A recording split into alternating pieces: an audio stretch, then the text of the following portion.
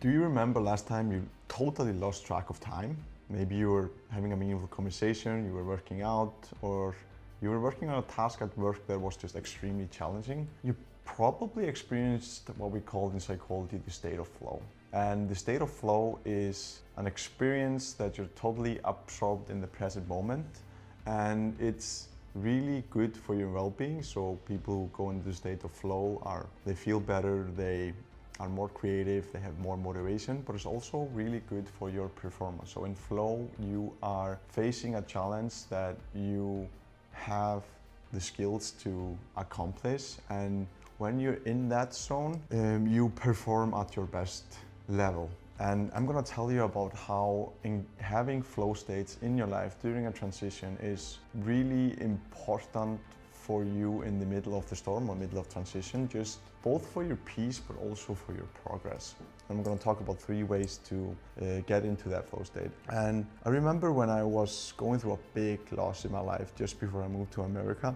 It was probably one of my hardest moments in my life, so I was in the middle of transition. But what kind of saved me when I think back on it is I was writing my second book at the time. I was doing public speaking events, I was doing podcasts, and my business was killing it. And I experienced the flow state in all of these areas. So when I was writing the book for 3 or 4 hours in the morning, I experienced flow. When I was recording a podcast, I experienced flow with who I was interviewing. And when I was public speaking to an audience, that gave me also a sense of flow. And that saved me because it didn't only allow me to perform extremely well in those areas, but also gave me, it's like mindfulness or steroids. So it gave me a pathway to engage with something beyond myself that was not, and then I'm not thinking, ruminating about the past or fixating on the future. I'm just present within the moment. And that's so powerful. And it was not an escape from my suffering. It was something, an asset to building towards the present and future me.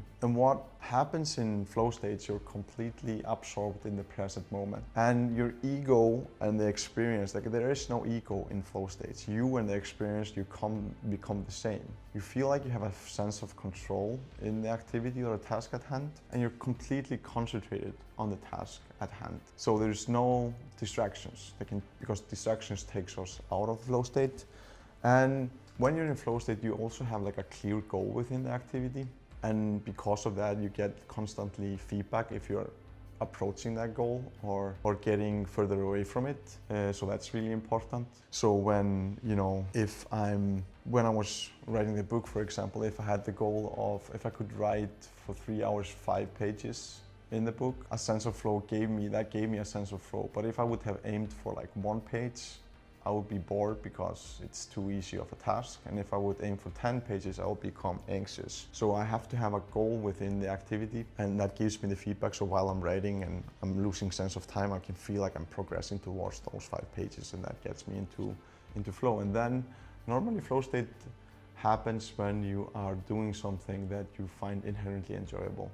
So it's not exactly that you're doing it just for the sake of doing it, although that can happen. It's also something you have an inherent enjoyment of doing it. And there's actually a study that showed, because people ask me, like, can everybody achieve this sense of flow state? And I say yes, because there's a study that showed that 26% of flow states are more like traits, so it's something about the personality of the person. But then the 74% is more changes between persons and person, which basically means that the activity that they're engaging with, that gives them the sense of flow. And this study was done among architecture students. So they tracked their sense of flow over a couple of weeks and found that it was less related to the personality and more related to the tasks that they were engaged with at that time. So that means that basically 70% of the time that they were in flow, it was less attributed to who they were as a person and more to the task, which is beneficial because flow is really robust across cultures, across activities. So mountain climbing, movement, music, dancing, conversations, creative tasks. And it happens in all cultures and everybody can achieve it. So I want to tell you the reason. I just told you the reason why it's important to achieve a sense of flow within the middle of transition, when you're It's like the world is just chaotic around you, but you still find space to control something and forget yourself in the moment that you are experiencing with, and you're not just contributing, you're not escaping your suffering, you're contributing to your peace and your future by being in the flow, and then you can progress and get some sense of a progress during a transition, which is really important, but also just really peaceful. Just one flow state and per day, and I can promise you your well-being will get better. I'm going to tell you about 3 ways how to enhance flow states during a transition in your life.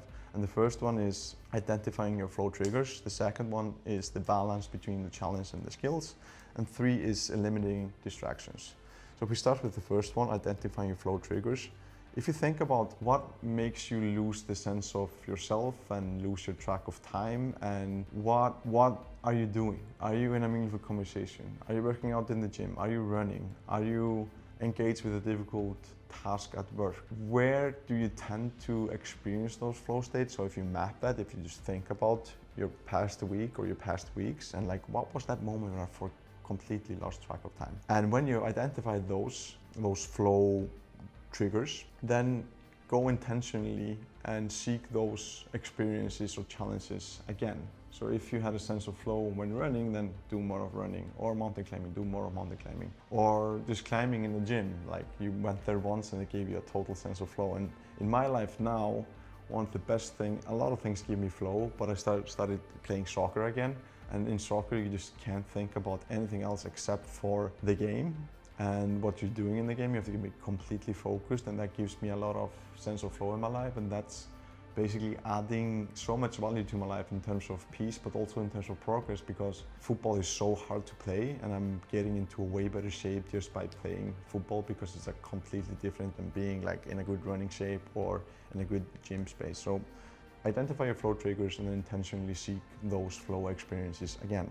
The next one is the balance between challenge and skills. So flow thrives when you're seeking a task or a challenge that is in balance with your skill or your competence. Because like, as I mentioned with riding earlier, but I'm gonna mention with running now, like that's the reason I think, so if you run 5 kilometers in 25 minutes, that's like a good goal for you, and that gives you the sense of, it's a good challenge for you. Aiming for 20 minutes would make you anxious, and you wouldn't get into the flow because it would just be too high of a challenge based on your skill and competence in running. But also, if you want to achieve flow and you aim for 30 minutes, then you will get bored. Those thoughts will come in your mind, and I think that's the reason why most runners have a difficulty running slow enough, although that's beneficial, is that running optimal based on your skills and your challenge gives you a sense of flow, and flow is really rewarding. And flow is not always inherently a positive experience because you're dealing with a challenge or a task. But when you have the middle ground, so in this case, if you would aim at 23 minutes to run 5K, then you would probably get into the flow channel instead of being either bored or anxious. And you can transfer this flow channel to writing a book, like I told you earlier. It could be identifying different people in your life that had different maturity of conversation. So everyday conversation about the weather, and then we have deep philosopher like Nietzsche. And if you like meaningful conversation, you're probably somewhere in the middle. So either you can play with trying that out with those different people, or find people who are in the same spot as you, and you're like grappling about ideas about life or your own life, and then you can experience a sense of flow. Because if you're talking to a philosopher, you probably don't comprehend everything. But if you're talking about someone who does only talk about partying next weekend, weather exactly, you're probably not going to go to the flow because you're just bored. But finding somebody who can engage in meaningful conversation, and then you'll achieve this sense of flow based on where you are at in your maturity journey. Which means also that when you become better and you increase your competence and skill in writing, conversations, movement, etc., you always have to increase the challenge and the task and the difficulty of the task at hand. So if you are now comfortable running 23 minutes 5K, then you have to aim to run it next in 21 minutes. And this also transfers to all areas of flow. The third one, and probably the most important one when seeking and achieving flow state is eliminating distractions. We live in a world where people are so distracted, and it's probably because of the phone.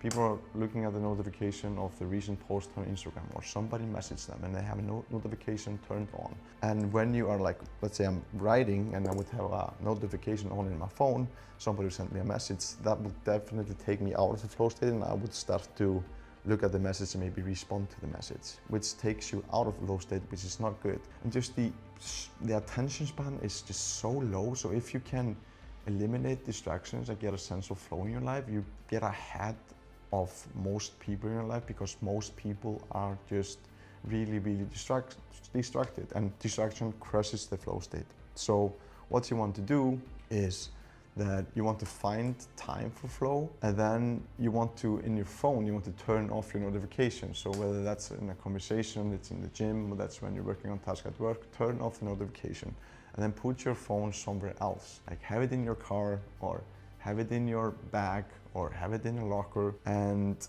just keep it there, because then you will protect your flow state and increase the likelihood that you will go into the flow state.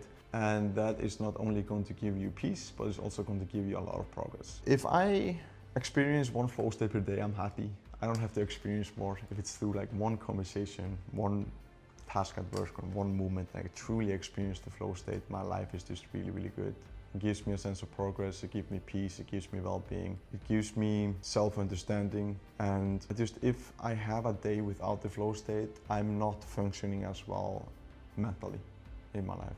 So I kind of have the need to experience one flow state, and science just knows. My second advisor was Jean Nakamura that worked closely with Jake At Me High. I learned a lot about the flow state from her, and science just shows that flow state is really good for your life. So yeah, I'm hoping that you can gain some peace and progress within the middle of transition and have some flow state in your life, which is completely awesome. Other than that, just thank you again for your attention and your thoughts, and if you have any questions, give me a comment. I'll respond to each and every one, and please reach out if there's anything. Keep crushing it.